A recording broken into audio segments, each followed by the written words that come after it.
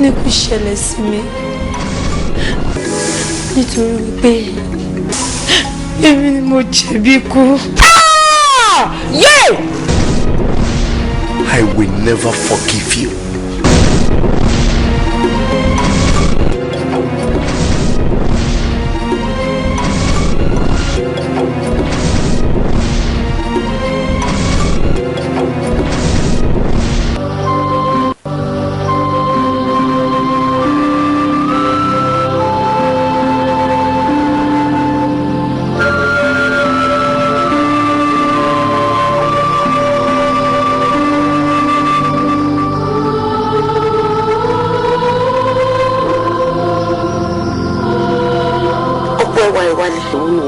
Ìwọ náà ti ẹ̀wọ̀n pọ̀pọ̀ ṣé kò fáyé mi bàbá tó ní pé èmi swagger rẹ ginger my swagger swagger my ginger. Dàmúlà pípẹ́ ló kó kọ́ ló níyì o bí kò ṣe ohun tàbí kò ṣe. Bẹ́ẹ̀ni. Báwo lè lọ́rọ̀ fẹ́ wà àti Dìbọ́lá? Má ìfẹ́ ọ̀rọ̀ fẹ́ bí ti báwo ṣe aṣọ ipá ń fẹ́ra wa ni. Bọ́lá àti ẹ̀kọ́ ní fífẹ́ sí ara yìí yóò sọ possible. Ayé àtijọ́ nìyẹn ayé àtijọ́ ní fọmọfọ́pọ̀ not now nísìnyí ojú àwọn làwọn fún bẹ̀bẹ̀. Dìbọ́lá tí má ti explain fún ẹbí bẹ́ẹ̀ ṣe ní ẹbí máa understand. Mo choose láti má jẹun ọ̀hún tí tó bá dé. Mo choose láti má jẹun tí mo bá dé. Ó jẹ́ kó wọ́n pé tí máa rí mi náà. A ṣe ń fẹ́ fọ́ọ̀sì wọn yìí lórí ara wọn yìí ṣé ó fi pé ó dáa tó ṣá because mo ń wò pé kó máa lọ lẹ́yìn. Kí ló ń lẹ́yìn? Kí ló ń lẹ́yìn? A ti tó wọ́n lè ti náà máa fẹ́ra wọn nìyẹn. Kí ló dé gan-an? Ẹ ti ń tó. A ti tó. Ó rẹ̀ ti ń tó. Ó rẹ̀ ti ń tó. Àwọn ọlọ́run àforí tó. Àtẹ̀lé àti forúgbó lọ sọ́sibítù. Àwọn ẹṣẹ́ tí wọ́n lé kọ́ wá gbé nǹkan wọn ni.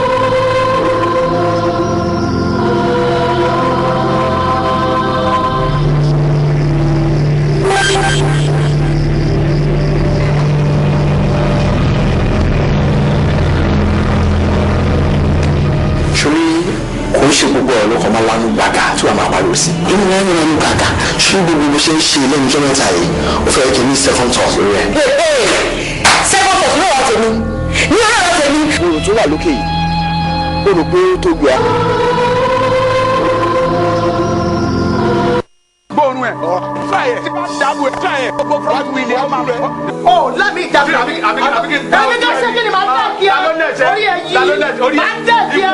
Ọlọ́run ẹ̀ mo mọ sáìsì ẹ̀ tó ti yẹ sáìsì ẹ̀ tó rí òun ni. Tó bá ṣe pé ọ̀bẹ ló máa gún ni mo dúró déédéé fún ẹ tó bá ṣe pé àdá ló máa ń ṣá ni mo dúró déédéé fún ẹ o tó bá jẹ́ pé ìbọn ló fẹ́ yìn màá sọ fún ẹ wípé o ní wèrè. Lẹ́ ń pò èmi lẹ́ ń pò gèdè lé lórí ayé yín máa bàjẹ́ ni. Tani. 33 etí ọkọ̀ tó wọ mí jọ sí ni. Iṣẹ́ wo ló sọ wípé máa yẹ ń ṣe? Transport worker ni ma. Transport worker. Agbèrò ní ọmọ gáràjì ló lọ gbé wálé babaláwìrì ní tó bá tú wàhálà lẹ̀ àrùrí gbé. Ọ̀sẹ̀ ti wá ní ọ̀hún. Mama mi àpàdé mi ló dé. Fọ́kọ̀ ní ilé bí fọ́ ẹni ìwọ wo.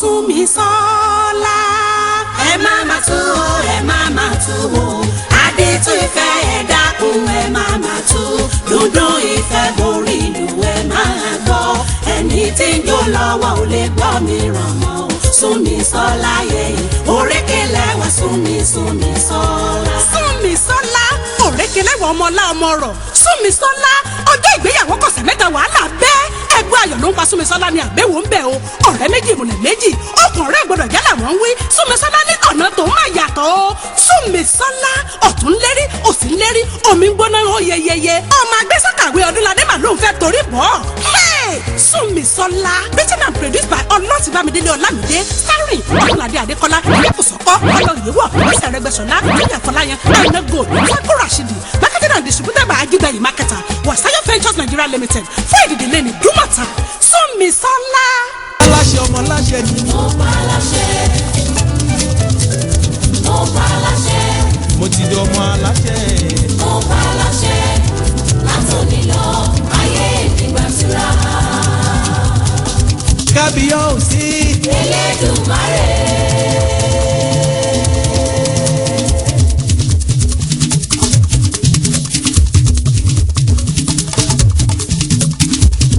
kábíyèsí. Elédùmarè.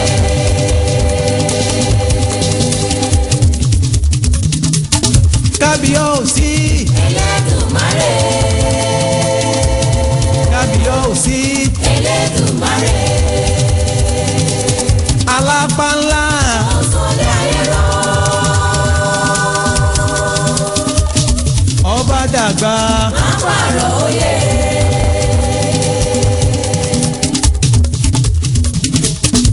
alápá ńlá. Ọ̀sọ̀lẹ̀ ayé rọ̀. ọba dàgbà. Àpàrọ̀ òye. mo ti borí mi sọ. Mísọ́. pé màá lówó. Mísọ́. pé màá kọ́lé. Mísọ́. mo ti borí mi sọ pé màá lo mọ́tò lọ́dún yìí. Ọ̀rọ̀ àjọsọ dákun má ṣe gbàgbé. Dákun má ṣe gbàgbé Jésù.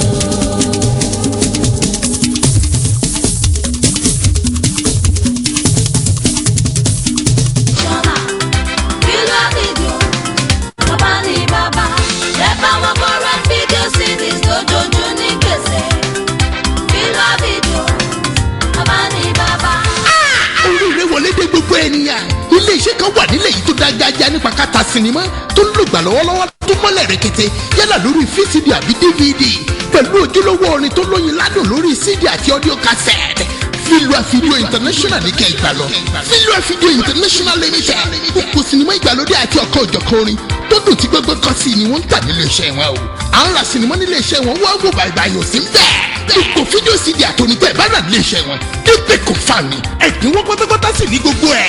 Filua Video International Limited. Ẹ kàn sí wọn lónìí nọ́mbà 22 Odozie Street, Africana bus stop, along Alagbole Road, Ojodu Bega, Lagos. Ẹ̀gbọ́n ẹ̀ ló wọn ni 08034551648. Filua Video International Limited.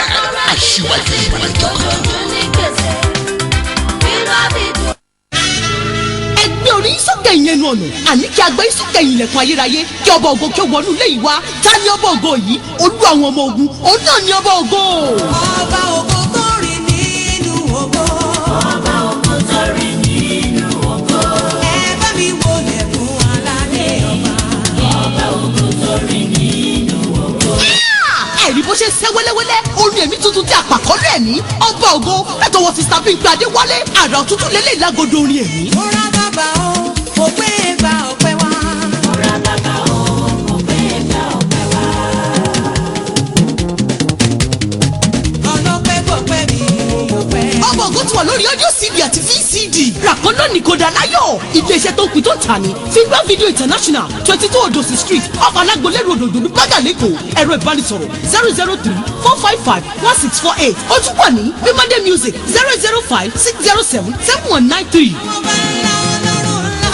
Fọwọ́sowọ́pọ̀ pẹ̀lú àwọn òṣèré orí ìtàgé fún iṣẹ́ ribiribi tí wọ́n ṣe láwùjọ wa.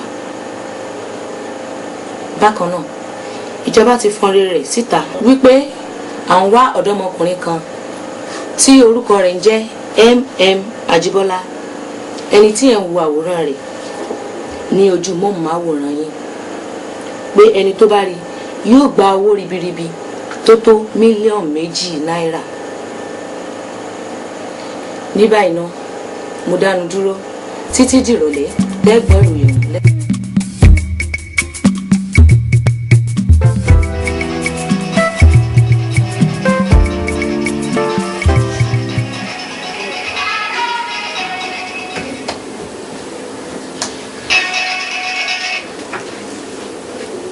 Hello. Hello, sir. Ẹ kálẹ́ sir. Bẹ́ẹ̀ni sir, mo ti sùn tẹ́lẹ̀. Bẹ́ẹ̀ni sir. Kí wá rí yín lọ́la? Okay sir. Ṣé nílé àbọ̀ ọ́fíìsì? Okay, ní ọ́fíìsì. Okay, mo ti gbọ́ sir. Ní time wo sir? Anytime. Okay, màá wá sir.